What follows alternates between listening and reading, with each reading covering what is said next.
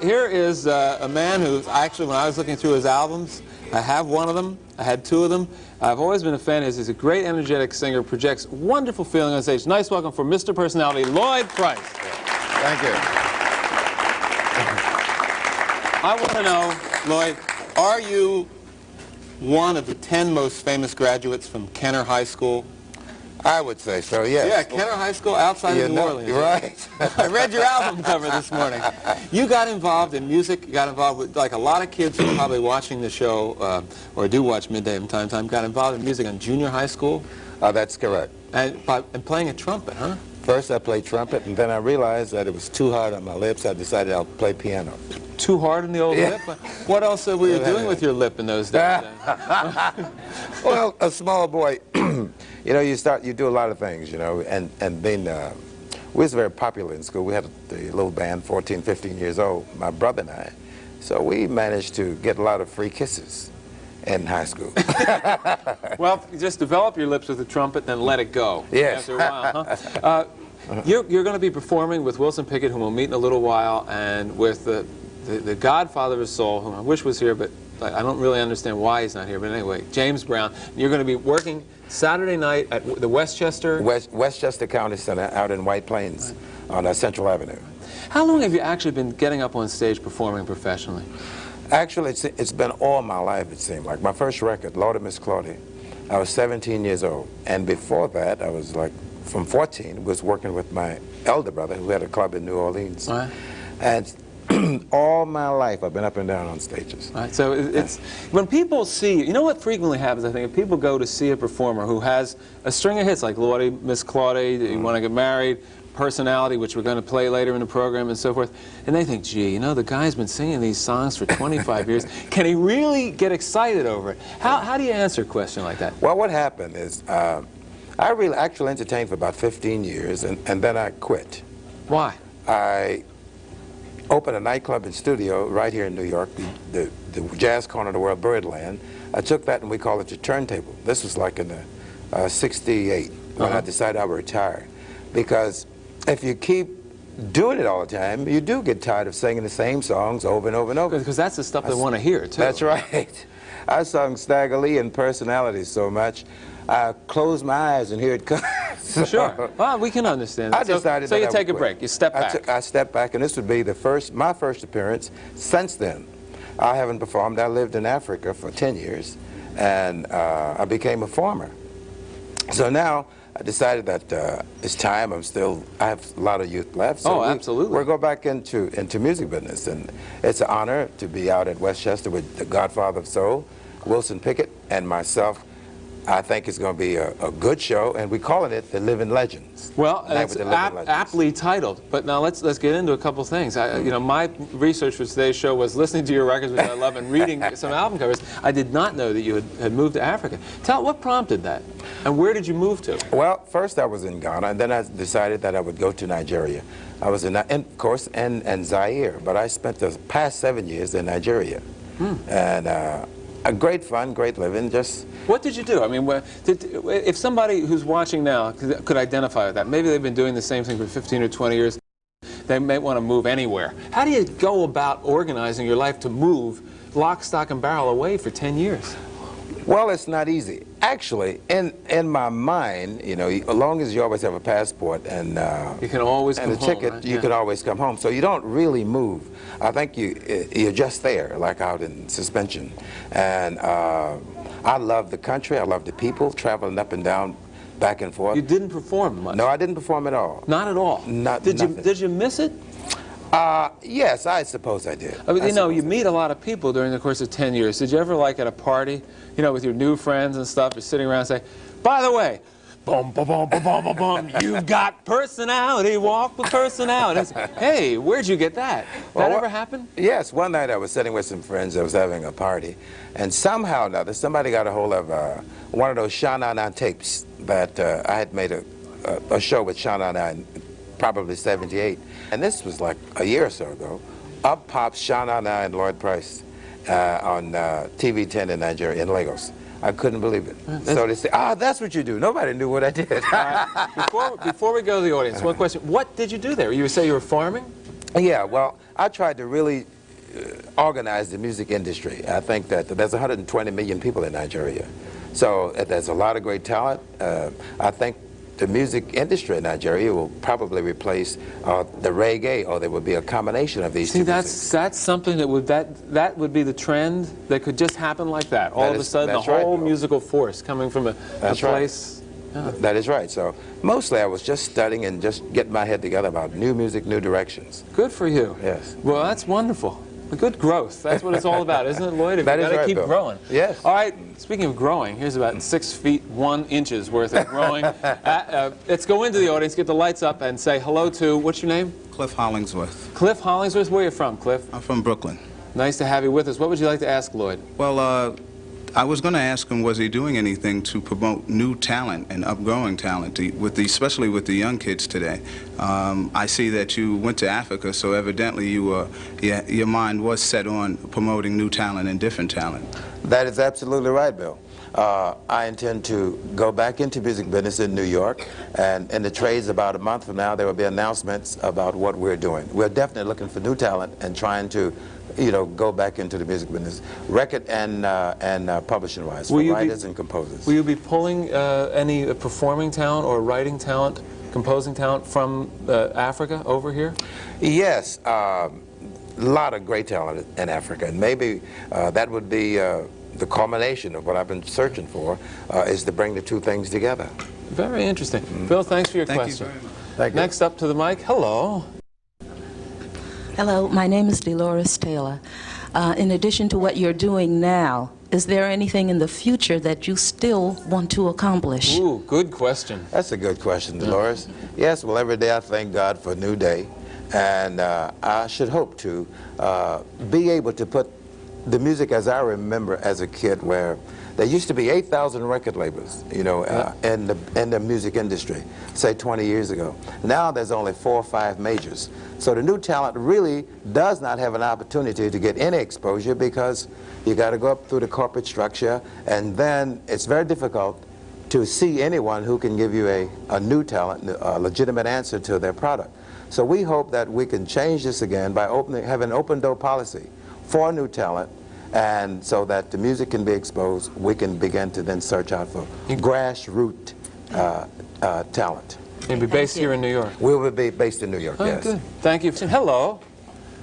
Hello, how Another are you? dressed for success person here. You look great. What's your name? Thank you. My name is Deborah Harvin. I work as a teacher, and I would like to know whether or not Mr. Price would be willing to come to our school and discuss music with our children. Wherever there's children in school, I'm willing to go anywhere, anytime. Thank you very Beautiful. much for the invitation. Thank you. Thank you very much. Lloyd, one of the things that I observed in your album covers, and I was reading in my office about an hour ago, is that you said someday you would like to be a recording director and producer. You said that on an album cover about 1956. That is right. Well, I think I achieved that, Bill. One of the first talents that I discovered was Wilson Pickett. Wilson Pickett First Records was on my record label called Double L. And back in 1962, his first 3 records, his first 3 hits was there, and I thought he was a wonderful talent then. He is now. He's a genuine, solid piece of talent. We're going to meet Wilson Pickett in a minute. Another thing I noticed was that you worked with an arranger who subsequently went on to do some really beautiful, lavish work with Frank Sinatra, and that is Don Costa. Tell us a little bit about your early recollections of this Don Costa. Well, Don was an absolute wonderful man. May he rest in peace. I had an idea about that you can take voices and make voices and instruments, trumpets and saxophones, sound alike. So I discussed it with Don on Stagger Lee. I said, why do we have to always have horns playing whole notes and different boo, boo, boo? Let's change the music around. Let's get the best singers in the world, and you are one of the world's best arrangers. Let's try to do something different with this music. So we decided that we would use the Ray Charles Singers. Not Ray Charles, but at that time there was the choral group called the Ray Charles Singers. We used that group, and we used Don Costa's arrangements, and used my New Orleans lingo and Stagger Lee, and we put that on record. 2 takes, and the essence, Stagger Lee came up, 3.5 million records. It was #1 for 18 weeks. No record has surpassed that yet. That was the combination with Don Costa and myself, and we went on to have 16 hits. Did you do Personality with Don Costa? Personality with Don, I'm Going to Get Married, Three Little Pigs, Ever Had the Blues, Just Because, that whole spread of hits. And then we went on to, we brought B.B. King into ABC, and of course the Impressions. All that was under the banner of our relationship with ABC Paramount. So that was very, very fertile time. Oh yes, very fertile time. Don was a great arranger. Yeah, he's not capable of writing a bad arrangement. No, no, no. A lot of different things, but not a bad arrangement. That's right, Bill. And he proved that after leaving us, and he went on with Frank Sinatra and just did the world. And some of the very best things Sinatra's ever done. His first #1 record was with Don Costa. Was that Strangers in the Night? That's Strangers in... No, he and his daughter. Oh, Something Stupid. Something Stupid, yes. It's a crazy title for a record. Hey, we have somebody on the phone. This is Bill Boggs here. We're with Lloyd Price. Hello. Yes, hello. My name is Raleigh Lay. I'm calling from the Bronx, New York. And I wanted to ask Mr. Price, a great many of the artists who came out of the early 50s, late 50s, and during the 60s, especially the black artists, such as yourself, Wilson Pickett, James Brown, and so forth, came out of the Baptist church, got their foundations in the Baptist church. Is that where you got yours?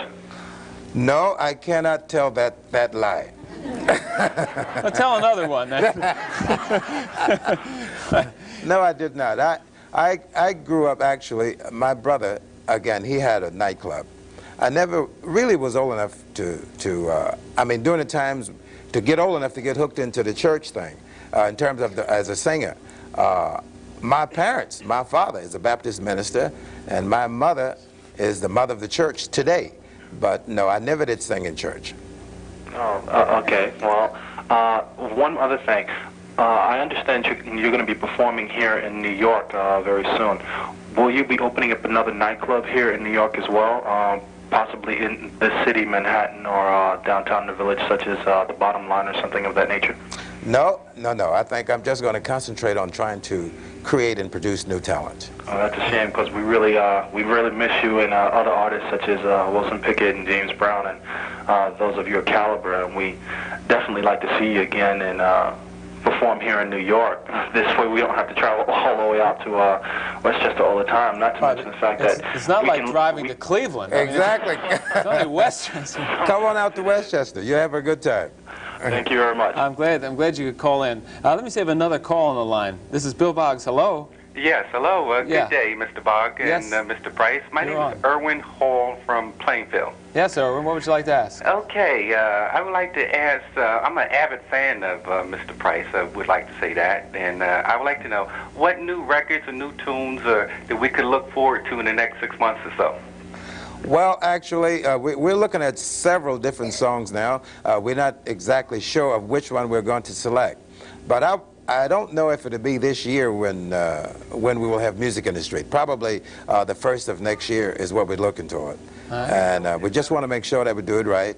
And we won't do it at all. I think I heard that in the commercial. Sounds right. See, and you got to do a video too, Lloyd. Oh yeah. Thanks for that call. Yes. You know, that really was like a whole. That opened about 18 different windows in the musical house. Yes, I think, Bill. It really took off like a rocket. Yeah. Yes. Well, let's take a break. We'll come back. We'll continue to ask for your phone calls, 570-1199. Back with a fellow that you've known for a long time. Yes. Wilson Pickett.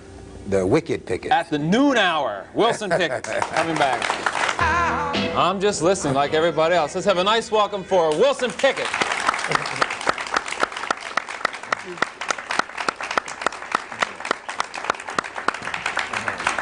Wilson, actually, what happens at the midnight hour? If you're waiting all these years, what actually goes on once the clock strikes 12? All sorts of things. You had to get up and take the dog out. I mean, anything could happen right at the midnight hour. It's great to have you with us. You're going to be happy to be here. Out at Westchester Saturday night. What's the name of that theater again? The Westchester? Lord, what is it? Westchester County Center. Westchester County Center. Tell me what you remember about. Look at we got an album cover here about this man. I mean, this takes us back into the 50s. Oh, right? yeah. There's Lloyd Price. Lloyd right? Price, yeah. Check him out in the close-up here, if we can. What do you remember about that guy, Mr. Personality, when you first met him? Well, he always had a great smile, and I remember back in 1963 when I was on his label, called Double L label. I think I had a couple of hit records on there and a hit album, right? You put it. Never got one dime. I never got 1 cent. Was he wearing a girdle in this shot? Yeah, actually, and look at the process. Check the process out. Exciting Lloyd Price. This was like one of the early albums, right? Yes. Yeah.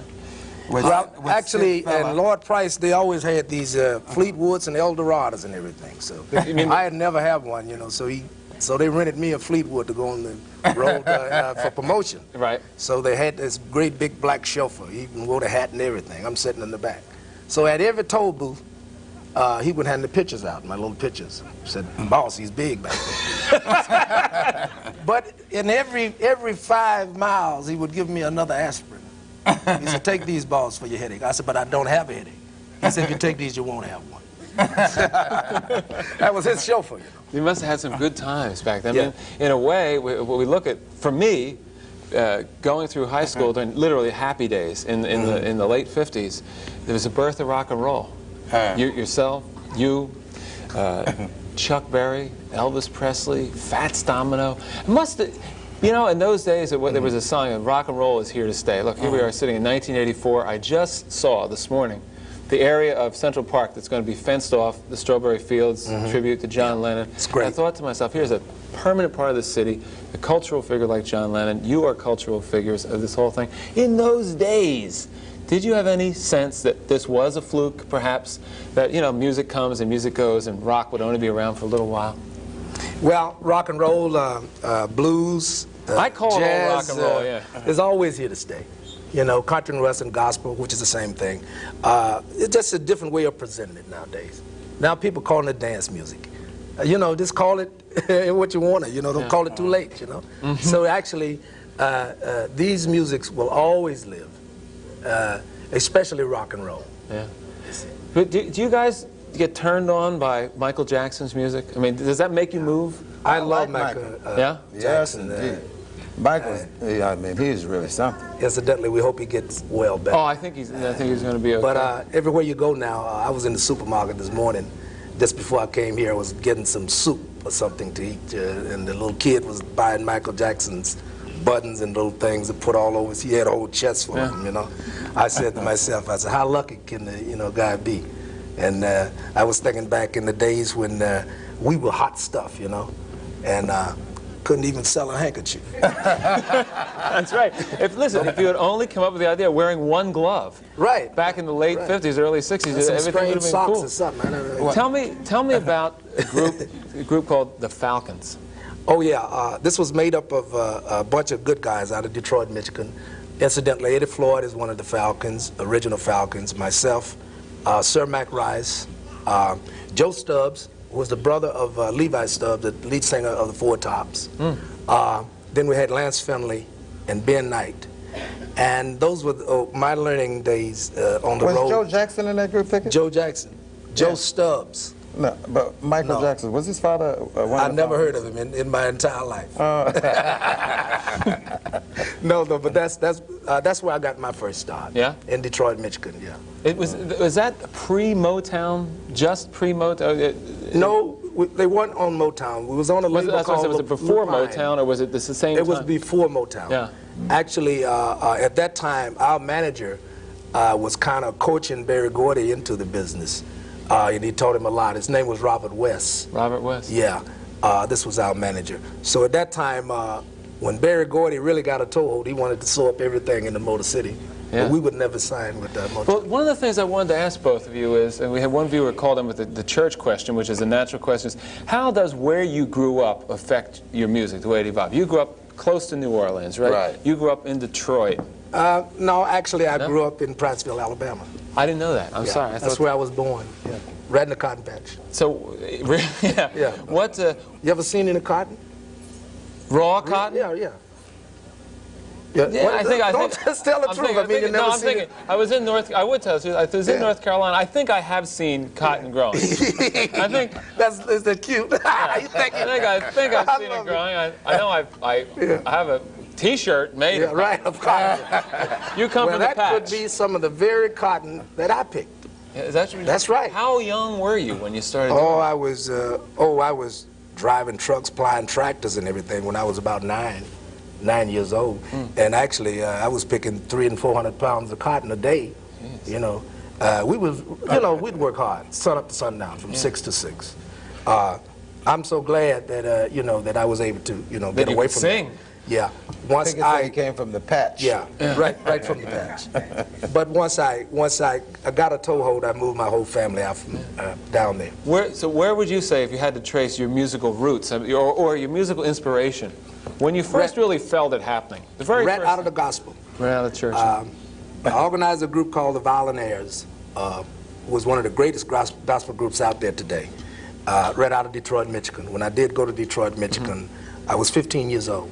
So I organized this group, and this is where I first started singing.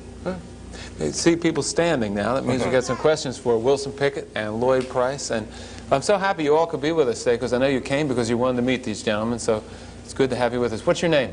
My name is Julia Jefferson. I'm from Staten Island. All right, Julia, fire away. Okay, my question is directed to both of the gentlemen.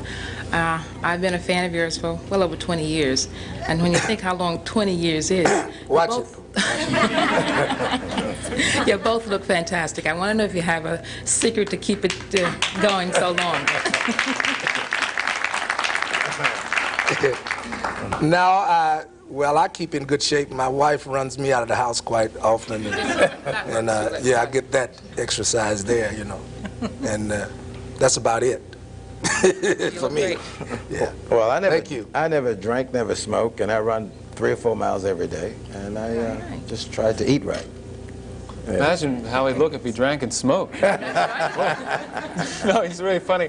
I had lunch yesterday with an 84-year-old man, the guy who founded Q Magazine. I don't know why I'm thinking of this. It is really unusual. Who refers to himself as a biological miracle. He's 84 years old. He's been smoking 60 years. He drinks with every meal, and his wife is 54 years younger than he is. He looks about 65 years old. Some people have that blessing of youth, you know, in their genes. Yes, sure. Wow. Absolutely. Anyway, tired me out at lunch just talking to him. Hi, right up to the mic. What's your name? That's Mort Glankoff, by the way. Yes, my name is Jerome A. Jones. I'm from Westchester, anyway. And I would like to know, this is to you. Mr. Wilson Pickett. Yes.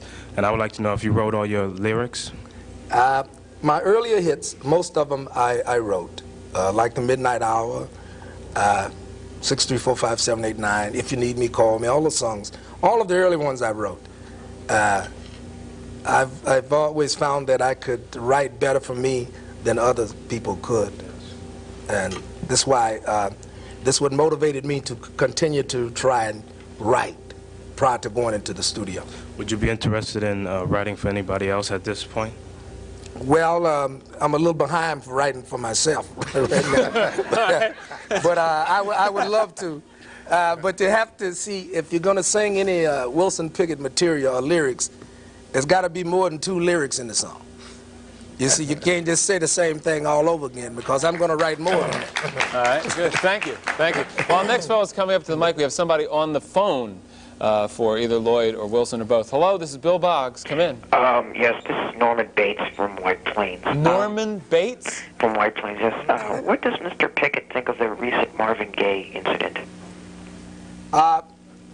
Actually, one would never know, but that must have been a confusion thing within the family. Marvin have had some pretty rough things that happened to him in the recent years. I don't think he should have been living back with his father anyway. I think it's a horrible thing that his father was the one that had to strike him down, but it do happen in the family. Things do happen. My oldest sister, her name is Jeannie. She weighed about 300 or 400 pounds. I mean, she beat the devil out of me one time down in Kentucky. Yeah, families. I mean, families, they you know, they get you, you know. Well, because you know what happens is, it's like the thing with wife abuse or husband abuse or child abuse. People in their own homes can forget the law. They think, this is my home, right. I don't like what's going on, and what the normal due process of law, it shouldn't be, but it can be. Well, it seems like to me they just feel that they have a nice, warmed-up privilege to beat the hell out of you, you know? I don't know. You can get away with it, just like you say. It's a problem. It's a big problem. Thanks for that question, Norman. Norman Bates. Excuse me, we got kiddies in here. Yeah, no, that's all right. Up at the mic. What's your name? My name is Theonakis McCann from the Bronx. All right. I know you both said you're going to appear in Westchester County. I'm wondering whether or not you're going to come back to New York, maybe in Harlem, 125th Street. I remember in the days of the Apollo Theater. I think that would be a good idea if all three of you would come back, yourself, you two, and Wilson Pickett. You have any plans to come back? Because they're redeveloping and renovating 125th Street there. Well, my understanding is they've done wonderful things to the Apollo now. The people used to be quite rough on us up there, you know, but I'm not ever saying that I won't play the Apollo again. How rough were they? Huh? How rough were they? Oh, no, they'd pull you off the stage and beat the hell out of you. I'm telling you. That's rough. If they said, sing this song right now, I want to hear this one. You better sing that song right then. Otherwise, I mean, anything could happen to you, right, Lord? Sir, do you really believe it's that bad in the Apollo Theater? No, I mean, I loved it, but I was a nervous wreck in the Apollo Theater. That's a good question. Do you have any intentions of coming back? Of course. Anywhere my music take me, I'll go back. But we'll have more guards and everything this time. All right, thanks. I think it would be a great thing to really come back to the Apollo. It really would. Yes, the Apollo is opening. It's a landmark. Yeah. It's part of the heritage. It's part of the culture. I think it'd be just wonderful to try to go back up, and I would like to congratulate the people who is trying to reopen the Apollo Theater. Happen. Because a lot of new talent could be discovered. What do you remember, if anything, about the Uptown Theater in Philadelphia? Oh, I had a lot of good times there. I'm sure Pickett did. That was almost like the Apollo. Yeah. Georgia Woods. That's my hometown. Is that right? I asked that question. No, in the early days, we had no other venue to play. We had to work at the theaters. If we didn't work the theaters, there would be no other place to play. There was no big arenas, Madison Square Gardens during that time. This all happened in the most recent years.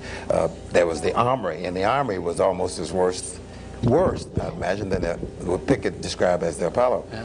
But that was the growing years, and now I think it'd just be wonderful to go back to the Uptown and back to the Apollo. I don't know if the Uptown's open anymore. I think it's a similar case of they're refurbishing it. To the microphone. Hi, what's your name? Hi, my name is Sheila Barkus, and Hi, I would Sheila. like to direct my question to Wilson Pickett.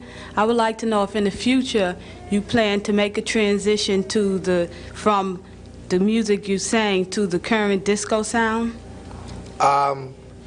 Well, I don't intend to do the same Stone Age type of music.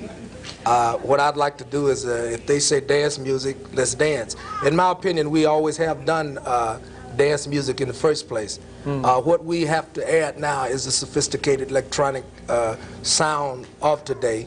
We have to use the producers that know how to operate these things, and for that reason, we'll sound just like Michael Jackson too. But that's it, though. I mean, that's quite true. I agree totally with you. That's why. I mean, I use the blanket term rock and roll. Right. That's music that makes you dance. Some stuff which I hear, like certain kind of real avant-garde or punk stuff, is loud. Or you know what music I personally always hated? Heavy metal. I've never heard of it. The heavy metal stuff, you know, all it does is wear out your eardrum. Wear you out, Bill. But no moving to it, just a blanket, a wall of sound, a wall of sound. Leopard skin. Yes, my name is Jeanette Harris, and I would like to know how do you feel that being in show business, or what effect did show business have on your personal life and your home life? You want to answer that one? Well, actually, I knew no other life. My only life has been show business, and I'd imagine it's very hard on your family because you're always away. You're not able to be the normal kind of person. For instance, you have no time with your kids. You have no time with your wife or your family. You're away all the time, so it brings a heart. But since I had no other life to compare it with, I just don't know how hard it is. But I imagine it is difficult trying to be the other person once you've been in show business. Okay. Back then, when you were doing like shows and making albums and stuff, did you find you had to do like a Michael Jackson thing, rent 2 limousines and find someone, you know, to get in your limousine and pretend that they were you and you go in another limousine? Did you have to do stuff like that, run and hide and? No, well, let me just Wasn't that wrong? Let me explain something to you. In 1959, when Michael won 8 Grammys the other night, in 1959, I won the 3 awards that they had at that time. Best male vocalist, best pop vocalist, most program artist. Personality have been played nearly 2 million times. Today, every 4 minutes somewhere in the world, they play Personality. So you're taking your trends of that back to 1959 when there was nothing else to compare with. Yes, we had that same kind of problem because when Michael draw 100,000 people today, we would draw 10,000 7 days a week. You see, so it was the same problem, but the security was not as bad. Thank you very much. We'll take one last question from this gentleman. Running a little late, but that's okay. What's your name? Hi, my name is Lloyd Conti, and my question is directed to Mr. Pickett. We heard from Mr. Price that he was in Africa for 10 years. From the time that he was recording up to now, what have you been doing since you were on the recording scene up to present time? Well, actually, I've been in negotiation with record companies now, trying to get a good album out, trying to get a 12-inch out first.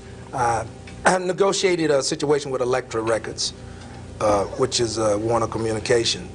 Right now, what's holding up the situation is a material situation. Material and the producer. Yeah, you got to have the right song. You got to have the right material. So my whole main thing is now I'm just doing concerts here and there. I'm due to go back to Europe in June, so I'm still working. I'm making a living, and I would love so bad to get back on the airwaves. But I want to do it with the right material. Thanks for that question. But in the meantime, I do have an album here, Wilson Pickett's Greatest Hits, which was on Atlantic Records. We take a look at this. Outside of the United States, anywhere else in the world, what's your favorite city to play? My favorite city? Yeah, outside of where you like to be and wander around during the day and then play it at night. That's hard. Well, I like, I don't know, Europe. Europe is, all of the places in Europe. England is great. So you have a good time over there? I thought there might be one spot. I want to go to Australia. Yeah, me too. Let's get together and go down there. We'll take, now, here's